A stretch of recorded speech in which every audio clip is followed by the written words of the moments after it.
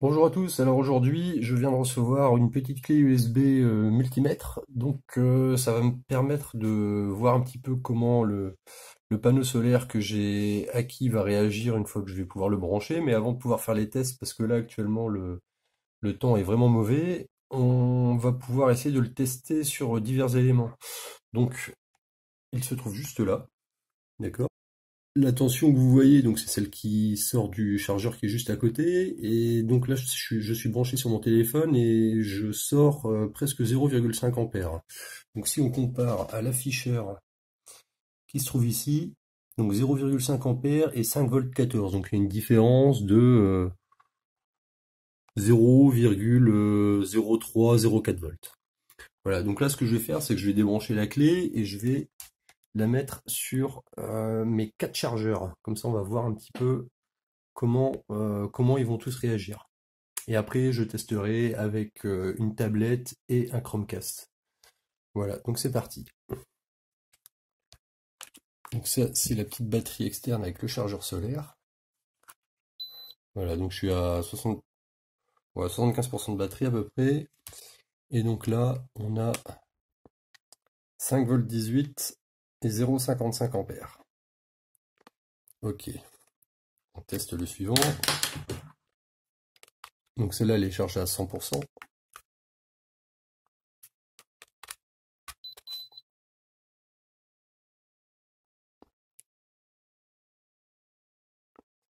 5 volts 0,6, 0,46 ampères. Ça, c'est un chargeur avec des petits écouteurs à l'intérieur.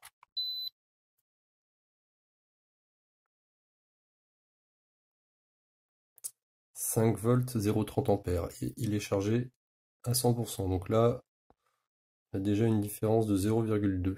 Je vais enlever, je vais remettre. On va retester, on sait jamais.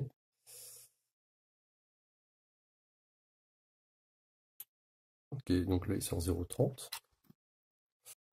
Et donc avec le booster, donc celui-là, il est à 100%. Donc 5,06 volts et 0,46 ampères. Donc c'est marrant, on a une différence de 0,2 ampères sur celui avec le chargeur. Pourtant, à l'utilisation au quotidien, j'ai pas remarqué de problème plus que ça. Après, il est peut-être limité, je sais pas. Sur ce modèle-là, je sais pas, j'ai pas beaucoup d'informations. Ok, on va changer de récepteur. On va prendre une tablette. Test numéro 2, la Galaxy Note 2, Note 2, Tab 2. Voilà, donc là, on est à 1,2 ampères et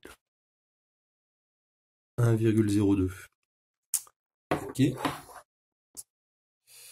donc on débranche et on va tester sur le reste.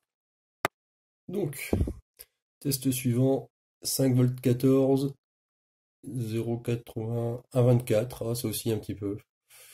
Ouais, 0,90, 1 ampère. Bon allez, on va trancher, on va prendre 1 ampère. C'était monté à 1,20 juste avant. Celui-là, donc, 5 volts, 0,14, ouais, ça fait comme le précédent. Bon, alors là, ça charge quand même. Ce qui est un peu bizarre, c'est que il est donné pour 2,1 ampères en sortie. Comme on voyait tout à l'heure, on avait du mal à dépasser 0,3. Là, on est à 0,45. Mais ça charge quand même. Est-ce qu'il est le voyant? Ouais, ah là, c'est pas possible. Voilà, on voit en haut à droite que ça charge quand même. Donc c'est un peu bizarre. Et donc pour en finir le gros, celui-là pas vraiment de soucis, j'imagine. Le bouton il est là.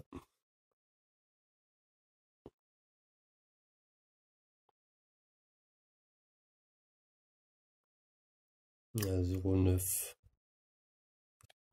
Donc là je teste la Chromecast.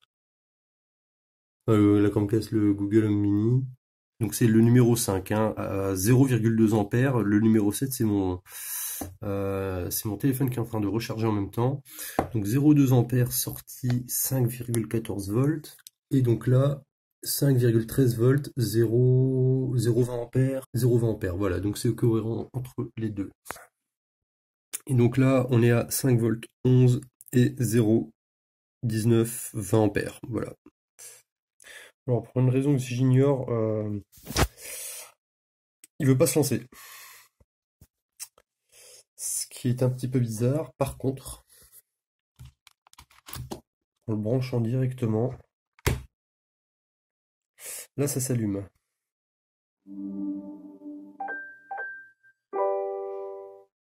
Voilà, donc ce qui me vient à l'esprit tout de suite, c'est que peut-être que, vu que ça fait que 0,2 ampères, et ben peut-être qu'il le détecte pas. Ou alors ça passe à travers et je sais pas, ça fait une interférence. J'en ai strictement aucune idée. Si vous avez une idée, ben vous pouvez toujours me le soumettre en commentaire. Donc on va s'arrêter là. Celui-là qui est censé être limité à 0,304. Ah, là on a quelque chose. C'est vraiment bizarre, tiens. Je ne m'y attendais pas du tout.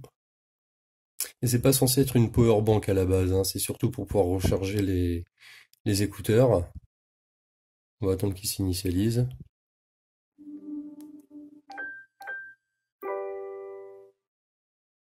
Ok Google, dis-moi une blague.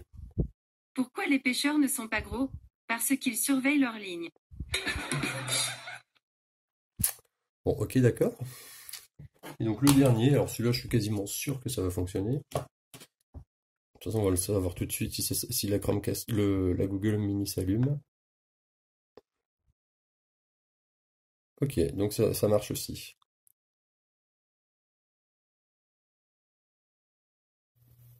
Voilà, donc avant de quitter définitivement, petite présentation de tous les modes. Je les ai pas tous testés. Moi, les seuls qui m'intéressent, c'était la tension et l'intensité. Donc, en bas, on a la durée de connexion. On peut avoir la capacité. Là, ça rajoute la température, la résistance, tension, tension plus, tension moins. BL on, je ne sais pas ce que c'est. Ça, c'est les seuils d'alerte.